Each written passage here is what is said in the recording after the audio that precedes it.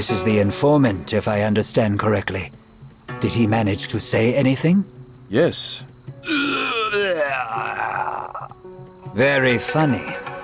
I found Wang Taixin's seal in the tea house, so I assumed that he was kidnapped by these samurai. We'll deal with this later, but now we should return to the ship, as I can already hear the guards shouting.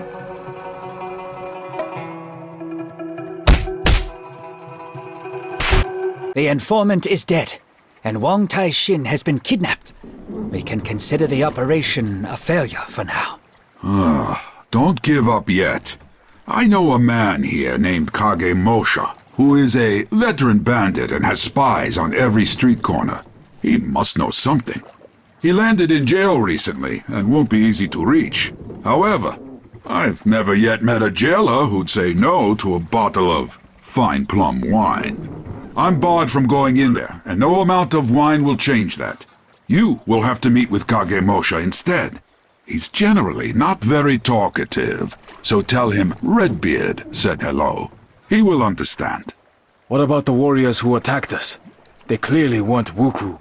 A cross inside a circle is the symbol of the Japanese Shimazu clan.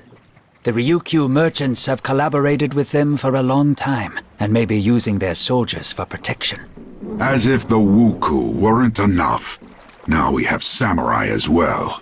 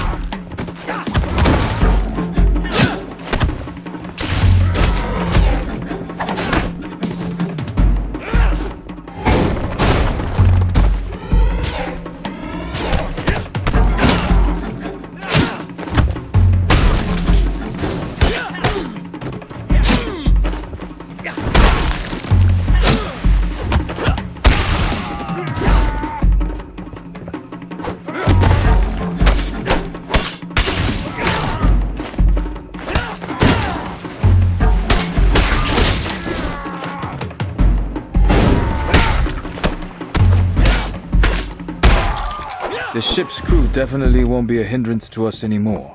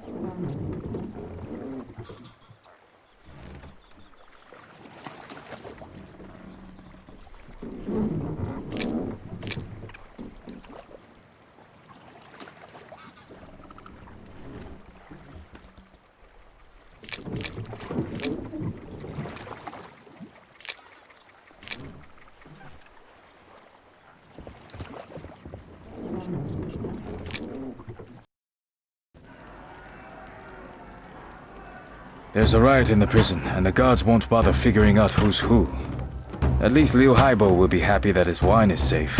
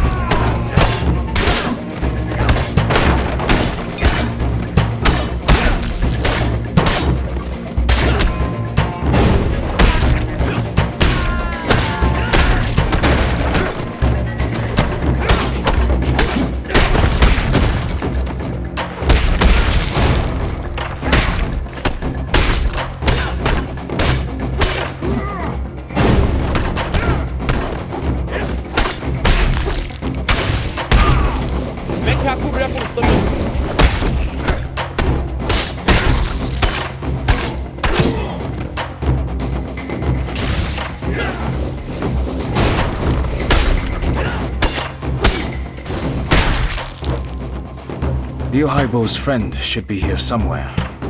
Kagemusha! Redbeard sends his greetings. What's with the yelling? I'm here! What do you know about the link between the Wuku and the Ryukyu merchants? I know everything. What's not to know? There's no direct link since the merchants would never deal with the Wuku themselves. So they have a go-between. A Japanese man appeared here about half a year ago and offered the local wealthy people a deal. He promised to arrange a new Wuku invasion of the Middle Kingdom, such that the Emperor himself would rush to reinstate the sea ban. The Ryukyu merchants were to sponsor this deal and bribe your officials. And this intermediary's name was Fudo? That's right, Fudo. You really shouldn't be getting into this, monk. It's so messy that even I didn't want to get involved. I went to see this Fudo as part of a gang for hire, but the conditions on offer were too good. We were allowed to keep almost everything that we stole, but we had to attack particular temples and villages. I figured the whole thing stank of politics and did a runner. Better to steal than to get drawn into a war. You said that you went to see Fudo, so you know the location of his lair? I wouldn't call it a lair. He's got a huge mansion on the east side of town, with gardens and a pond. A real nice place. Give me your map, I'll show you where it is. Thank you so much. You've really helped us. Now I must hurry before the gods appear. Wait, monk. Open the door to my cell. Liu Haibo didn't say anything about that. Here's the wine as a gift. That beard is a real jackass. I'm going to shave him when I get out of here.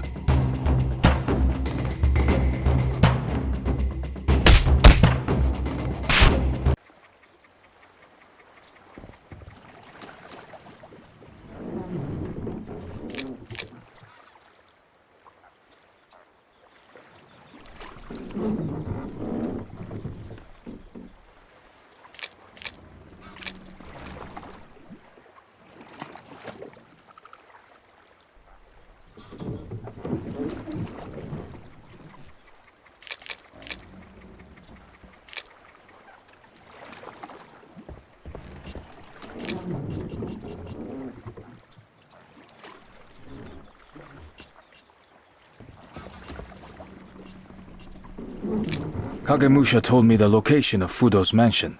It's right here, in the east part of town. Excellent news. Wang Taixin must be there. You will go inside and free the official, and we'll stand outside the gates and hold back the samurai reinforcements. Try to act fast.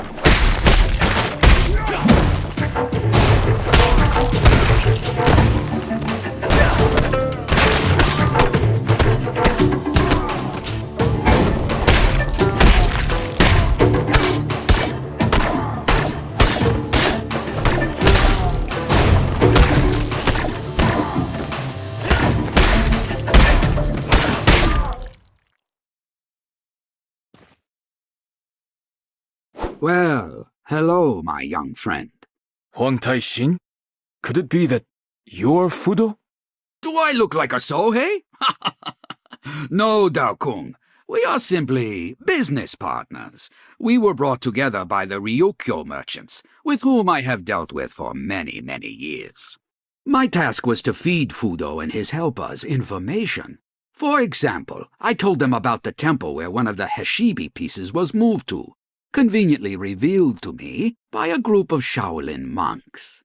Moreover, I had to prevent the news of Wuku attacks from getting out, blaming it all on regular bandits or villagers' tall tales. The merchants regularly paid me for all this.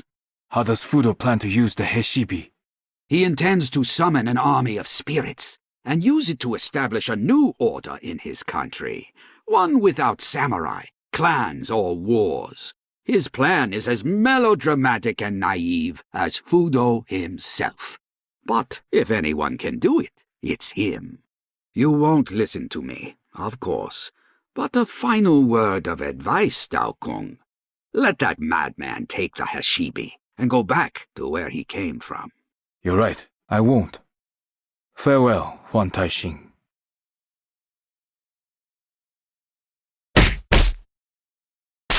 On their return home, the heroes discovered that Fudo's troops had attacked their camp in their absence. The defenders had fought bravely against the greater pirate force, but eventually, one after another had fallen in battle.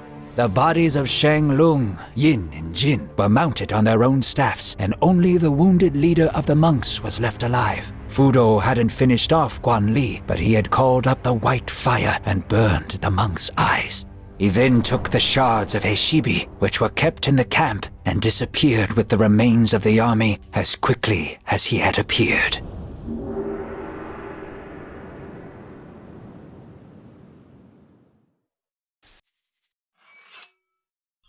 We have buried our brothers, but this will not weaken our resolve. We must find and attack the main Wuku base before Fudo obtains the third shard. It won't be easy to find, but Lu Haibo has an idea. Everything suggests that Fudo's main base is located not on the mainland, but on one of the islands east of Wenju. I have called together my old comrades, experienced captains, smugglers, and even adventure seekers, and they have agreed to help us with our search. After all, life will be easier for them if the Wuku are gone. This won't be a quick process, but it's the best we can do for now. And another thing. During the battle, we clashed with the Sohei, Japanese monks like Fudo himself. These warriors are incredibly strong and equal in skill to the Shaolin monks. Be careful when engaging them in battle.